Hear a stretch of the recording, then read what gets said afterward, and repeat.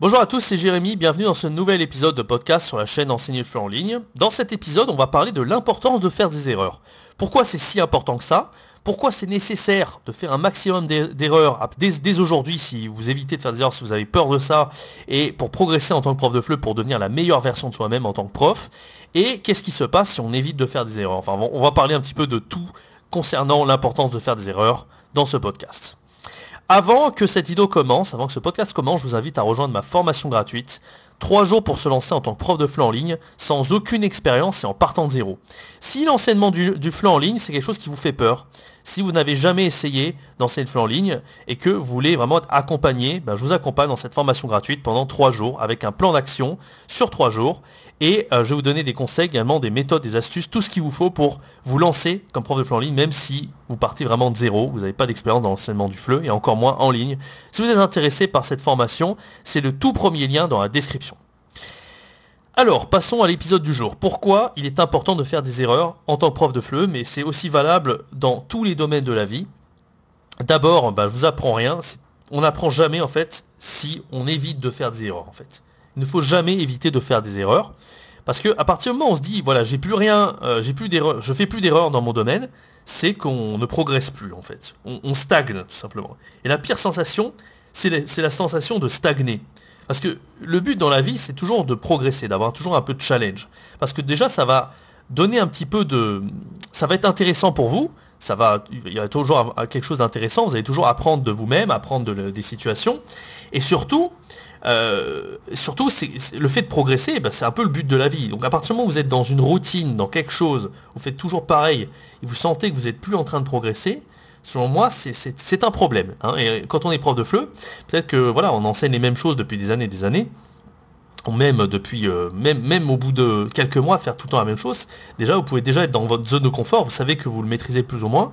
Et si vous n'essayez pas de vous diversifier et de faire des erreurs, ça va très vite vous ennuyer en fait, et vous n'allez pas progresser en tant que prof. Parce que, comme je l'ai dit, comme je le dis souvent, prof c'est bien plus que simplement enseigner le FLE. Il y a tellement de choses à savoir faire, à maîtriser.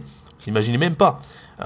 Pour ne citer que quelques exemples, le fait de maîtriser les outils numériques, j'en ai déjà fait une formation il n'y a pas longtemps, le fait de comprendre les besoins de ses apprenants, de répondre parfaitement à leurs besoins, d'être dynamique, d'être amusant en tant que prof, bien enseigner, c'est aussi bien expliquer la grammaire, c'est aussi être très précis dans ses explications sans être trop exhaustif, sans être trop complet, être très organisé, etc. Il y a énormément de choses qu'il faut maîtriser en tant que prof. Donc on n'a jamais fini d'apprendre, et à partir du moment où vous dites, là maintenant...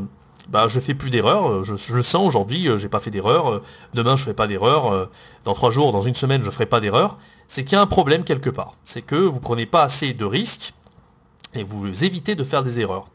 Alors, si on fait pas des erreurs, pour moi c'est un problème de perfectionnisme. C'est-à-dire qu'on évite de faire des erreurs, on fait ce dont on est toujours à l'aise, et c'est quelque chose qu'on est... Quand on se lance dans quelque chose de nouveau, ça fait toujours peur en fait. La nouveauté fait peur, on sait qu'on n'est pas un expert quand on se lance dans quelque chose, et donc on va forcément faire des erreurs. Mais c'est excellent en fait, parce qu'il n'y a que comme ça qu'on apprend, c'est en faisant des erreurs. Il n'y a pas d'autre chemin possible pour progresser dans la vie que de faire des erreurs. Croyez-moi, je le connais. J'ai souffert du perfectionnisme pendant très longtemps, et même encore aujourd'hui, je suis quelqu'un d'assez perfectionniste. J'avais déjà fait une vidéo il n'y a pas longtemps, si vous êtes intéressé, c'est les 5 méthodes pour sortir du perfectionnisme en tant que prof de FLE. Je vous mets le lien du podcast en haut à droite de l'écran si vous êtes intéressé. Mais donc, comment accepter de sortir du perfectionnisme et de faire des erreurs?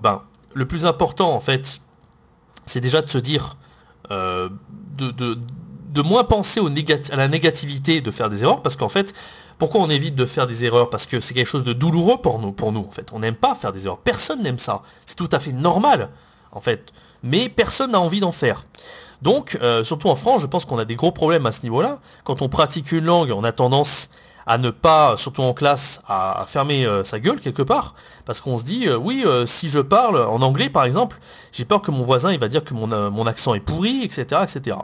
Et donc on évite de parler, on se tait en classe tout simplement, et voilà, et ça c'est la pire chose pour progresser. Voilà. Et là je donne l'exemple des langues, mais pour un prof c'est pareil, si on se dit, je vais pas essayer d'enseigner ce point de grammaire, pas de l'enseigner, mais en tout cas de l'expliquer, parce que je suis pas suffisamment sûr de bien connaître la règle, etc. Et peut-être que je vais m'enseigner avant. Alors c'est bien de le faire, c'est bien d'essayer de se dire, je vais peut-être essayer de maîtriser parfaitement ce point de grammaire avant de l'enseigner. Mais moi je pense qu'il faut faire l'inverse. C'est pas grave d'être marqué émotionnellement par la situation. c'est pas grave si les apprenants ne comprennent pas tout à fait bien. L'idée c'est essayer de l'enseigner, parce qu'un point de grammaire, vous aurez beau en fait comprendre toute la théorie qu'il y a derrière, tous les microsystèmes grammaticaux, etc. C'est pas pour autant que vous arriverez mieux à l'expliquer, ou en tout cas que ça sera beaucoup plus clair pour vos apprenants. Donc l'idée pour vraiment être bon en tant que prof, c'est de prendre des risques, c'est de faire des choses et de tenter sur le terrain et voir ce qui marche pas. Et ensuite se dire ok, là ça a bien pris, donc moi je vais refaire ça et essayer d'affiner ma façon de le faire. Et quand ça marche pas, se dire soit je vais essayer de travailler là-dessus, soit et se dire que c'est pas fait pour vous et essayer vraiment quelque chose qui vous correspond un peu plus. Mais dans tous les cas, faut jamais se dire bon bah là j'ai fait plein d'erreurs, donc là plus jamais je vais le faire, ou en tout cas ben c'était vraiment horrible, etc., etc. Faut vraiment essayer de passer outre les émotions négatives, et il faut s'amuser tout simplement. Il faut être dans cet état d'esprit de se dire ah, je fais des erreurs et ça m'amuse. Voilà, tout simplement. Et c'est pas facile d'avoir cet état d'esprit de se dire bah voilà, bah là je fais plein d'erreurs, etc. Mais je sais que je suis en train de progresser parce que je fais des erreurs. Et les erreurs, en fait, je m'en fous totalement d'en faire. C'est tout à fait humain, c'est tout à fait normal, d'accord? Donc quels que soient les domaines, faire des erreurs, c'est super important. Et il faut être dans cet état d'esprit de s'en foutre des émotions négatives. En tout cas, elles sont là, elles sont présentes, il faut les accepter, mais un petit peu les mettre de côté en fait. Leur faire fermer leur gueule quelque part. Et en même temps, prendre du plaisir dans ce qu'on fait, en tout cas un maximum. C'est ça le plus important. Et quand on prend du plaisir, ça va passer au-dessus le fait de faire des erreurs, et ben vous allez faire ça sur le long terme et vraiment aimer ça. D'accord? Donc voilà, sortir de sa zone de confort, j'ai déjà expliqué, et en plus ça va vous permettre de faire des erreurs, en fait, de vous diversifier sur la durée. Parce qu'à un moment donné, en fait, si vous ne faites pas d'erreurs, c'est que vous êtes toujours en train d'enseigner un petit peu la même chose, c'est toujours que, voilà, vous faites quelque chose toujours pareil. C'est bien, parce qu'il faut toujours perfectionner ce qu'on fait. Il faut le faire peut-être sur plusieurs mois, peut-être sur un an, pourquoi pas quelques années. Mais à un moment donné, en fait, si vous êtes dans la routine et vous sentez que vous faites plus d'erreurs, vous n'êtes plus en train de progresser.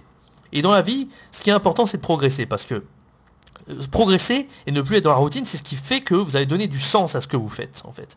Et à partir du moment où vous stagnez et vous sentez que vous progressez plus, donc vous ne faites plus d'erreurs, et ben ça va devenir totalement ennuyeux. Vous allez ne plus aimer ça, vous n'allez plus donner le meilleur de vous-même, et par conséquent, vous n'allez pas être le meilleur prof de FLE qui soit. Et ça, c'est vraiment très important. C'est pour ça que moi, j'ai jamais voulu stagner, j'ai toujours cherché à m'améliorer et à changer un peu ma façon d'enseigner. Enfin, jamais rien n'est gravé dans le marbre, en fait. Il n'y a aucune méthode qui est infaillible. Il n'y a jamais rien, en fait. En tant que prof, on doit toujours s'améliorer. Et c'est pour ça que je trouve triste un peu les profs en présentiel qui font toujours la même chose depuis des années et qui regardent leur montre à la fin du cours, qui se disent oh là, j'ai pas envie d'aller en cours. Combien de fois j'ai entendu ça avec des profs en présentiel? Putain, vivement les vacances, vivement le week-end, etc. Moi, je trouve ça triste. On n'a qu'une vie. Ils font un boulot qu'ils n'aiment pas. Et c'est en partie du fait qu'ils n'ont pas cherché vraiment à donner du sens à ce qu'ils font. C'est-à-dire qu'ils font ça pour une école, pour un patron, etc. Et puis voilà, quoi. Ils n'aiment pas réellement ce qu'ils font. Et c'est vrai qu'en présentiel, c'est un petit peu normal, parce que finalement, il y a un programme à suivre, vous n'êtes pas libre de ce que vous faites, hein, quand vous êtes indépendant. Vous devez répondre à un curriculum, et c'est un petit peu ennuyeux, en fait, sur le long terme. On n'a pas cette niaque, en fait, de vouloir faire des erreurs, de vouloir s'améliorer, parce que tout le monde est à égalité. C'est pour ça que je vous dis souvent sur la chaîne que le fait de vouloir être indépendant et de vous lancer en tant qu'indépendant, vous allez débloquer une passion chez vous, surtout si vous cherchez à devenir expert dans une spécialité dans l'enseignement du FLE, par exemple la communication, la conversation. Dans tous les cas, je vous invite encore une fois à rejoindre ma formation gratuite. Je parle de tout ça dans la formation gratuite, et je vous aide un petit peu à vous lancer. Si jamais vous avez jamais enseigné le FLE en ligne, n'hésitez pas surtout à rejoindre cette formation gratuite. D'accord? Donc pour résumer, donc, l'erreur est douloureuse, mais elle est nécessaire, c'est une bénédiction, et il faut jamais se dire que voilà, je vais éviter les erreurs, parce que à partir de là, si vous évitez les erreurs, vous allez rentrer vraiment dans une stagnation et vous n'allez jamais progresser. Donc c'est pas bon du tout. D'accord?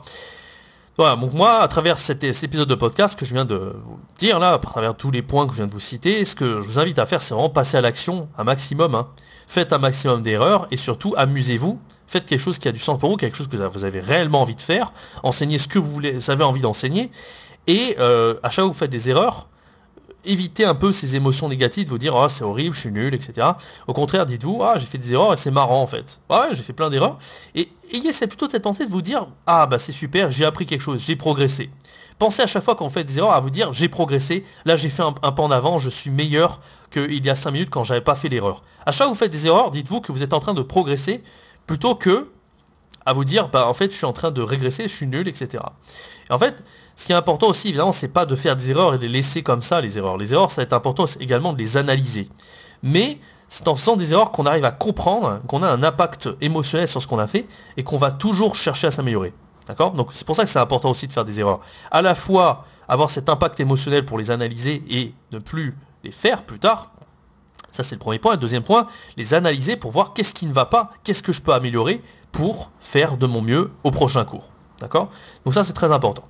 Alors par rapport au fait de ne pas vouloir faire d'erreurs, comme beaucoup de gens font, moi j'ai vu dans le milieu en tant que prof de FLE, le gros problème en fait c'est qu'il y a beaucoup de gens qui ne veulent pas se lancer. Peut-être que vous écoutez ce podcast à l'heure actuelle et que vous ne voulez pas vous lancer en tant que prof de FLE, vous avez un peu peur, c'est pour ça que je vous ai fait cette formation gratuite pour vous aider à vous lancer.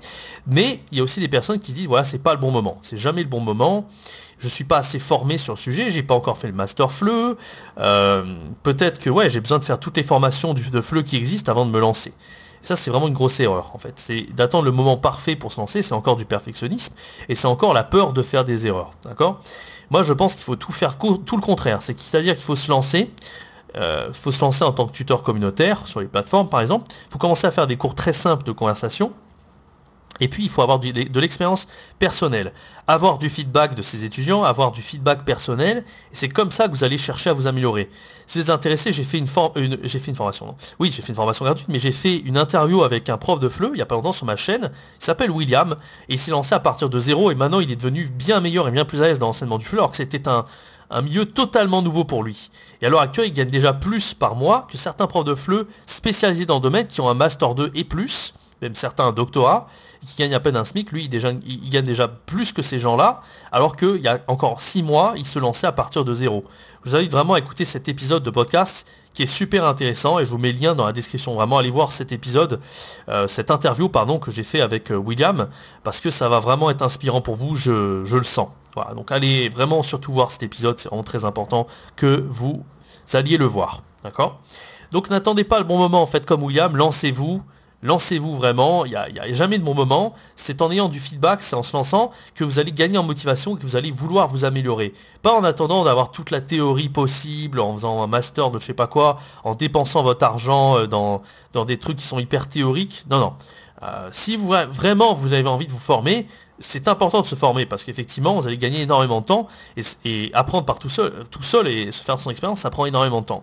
Moi je vous aide vraiment à vous former, vous pouvez vous former chez moi si vous le désirez, et déjà il y a la formation gratuite dont je parle, j'ai pas déjà parlé plusieurs fois dans ce podcast, et si vous voulez aller beaucoup plus loin, il y a mes formations qui sont payantes. Mais ces formations vont vraiment vous aider à devenir un prof de FLE complet et être très compétent dans l'enseignement en ligne. La première formation s'appelle devenir un virtuose du FLE en ligne, apprendre à faire des cours de FLE exceptionnels en partant de zéro sans aucune expérience. C'est dans la description si vous êtes intéressé, tous les détails sont sur cette page. La deuxième formation s'appelle devenir nomade digital de FLE et gagner plus de 2000 € par mois en enseignant le FLE sur internet. Dans cette formation, je vous apprends à vous démarquer des autres profs, c'est aussi dans la description si vous êtes intéressé. Et puis j'ai une autre formation que j'ai sortie récemment qui s'appelle Maître à outils FLE, 7 outils FLE à maîtriser pour guider ses apprenants vers l'autonomie et l'excellence. Dans tous les cas, ces 3 formations vont vraiment vous aider à devenir extrêmement compétent en tant que prof de FLE en ligne. En tout cas, tous les détails sont dans la description, n'hésitez pas à les regarder si vous êtes curieux par rapport à ces formations et si vous voulez devenir très compétent et gagner votre vie en enseignant le FLE en ligne. Voilà, merci d'avoir écouté ce podcast, j'espère qu'il vous aura inspiré. N'hésitez pas surtout à vous abonner, mais activez la cloche, c'est très important pour moi, parce que la plupart des gens en fait qui sont abonnés à la chaîne n'ont pas activé la cloche, c'est à peu près 11% des abonnés, c'est-à-dire à peu près 100 abonnés sur 858 à l'heure actuelle, qui se sont abonnés avec la cloche. Donc c'est un peu dommage, parce que si vous n'êtes pas abonné avec la cloche, vous ne serez jamais au courant des vidéos que je sors tous les jours pour aider les profs de FLE comme vous à devenir libres, indépendants, à gagner votre vie et avec des conseils, des astuces également pour mieux enseigner le FLE, en tout cas je l'espère. Donc n'hésitez pas à vous abonner et partager cet épisode de podcast qui vous a plu. Merci à tous de m'avoir écouté, je vous donne rendez-vous à très bientôt pour un nouvel épisode de podcast. C'était Jérémy, ciao, bye bye.